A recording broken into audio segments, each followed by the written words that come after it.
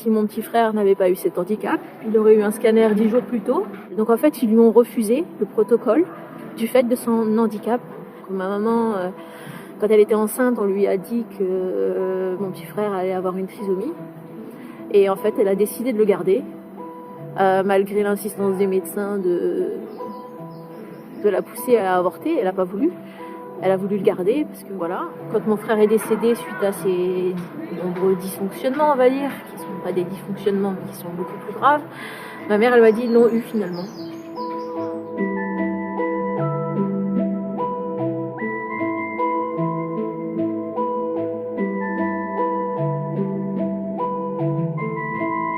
Moi, c'est...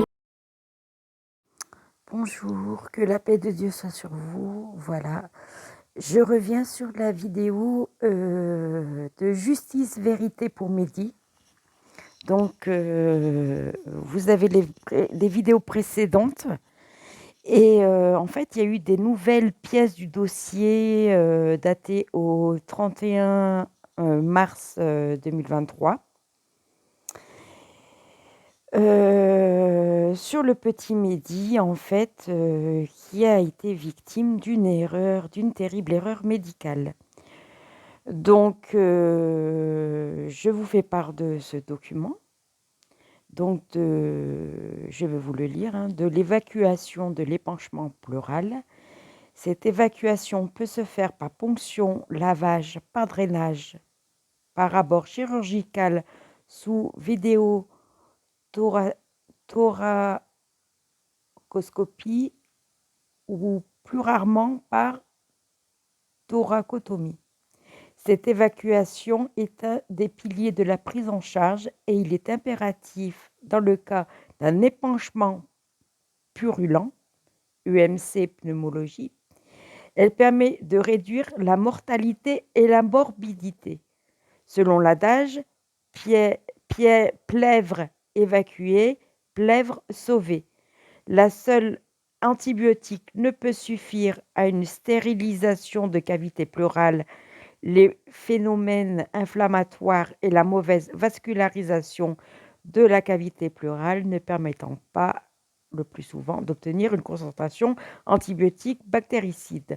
Dans le cas précédent, la non-évacuation de l'épanchement nous apparaît constituer un manquement aux règles de bonne pratique. Donc, en fait, ce qui avait été fait pour le petit Mehdi, en fait, on lui avait mis des antibiotiques. Hein, et puis, il y avait eu d'autres suspicions. Et là, vous voyez, voilà, ça vient d'un médecin. Hein, donc, je continue. Hein, je vous envoie les autres documents. Là encore, nous ne disposons pas d'éléments en termes d'informations transmises à la famille quant à l'importance de cette évacuation, combien d'entretiens avec la famille, leur nature, recours à un tiers médiateur, afin de faciliter la relation entre soignants et la famille. Le recours au procureur de la République aurait-il pu être fait plus tôt? Enfin, la décision de thoracotomie ouverte le 28 janvier nous apparaît étonnante.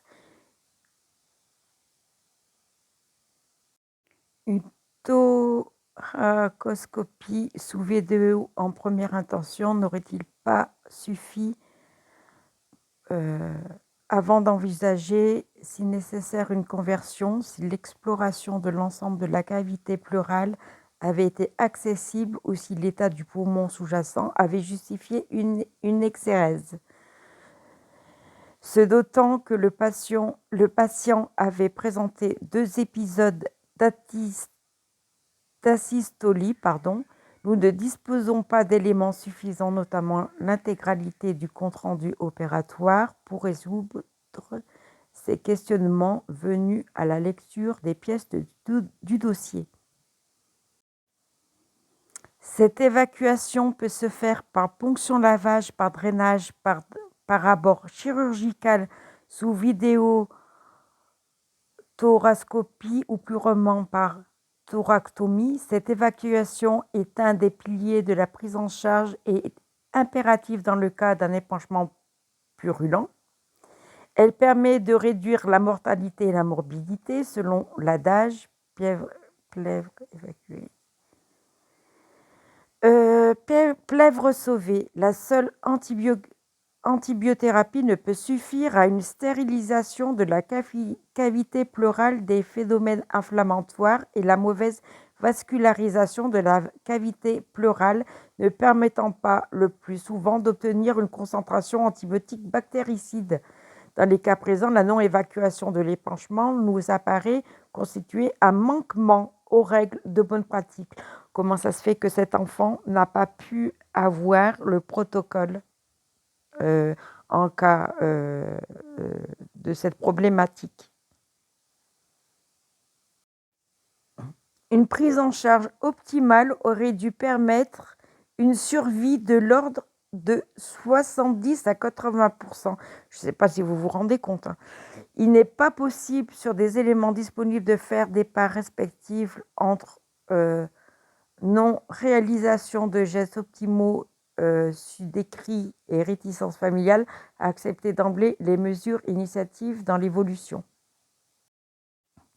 Le décès constitue la consolidation. Il ne s'agit pas d'une infection nosocomiale ni d'un aléa thérapeutique. Compte tenu de la gravité de l'affection ayant conduit au décès, les critères CCI sont remplis. Voilà, donc en fait, la famille ont bien raison de continuer à essayer d'obtenir justice parce qu'il est clair que là, il s'agit d'une grave erreur médicale et que cette famille doit obtenir justice.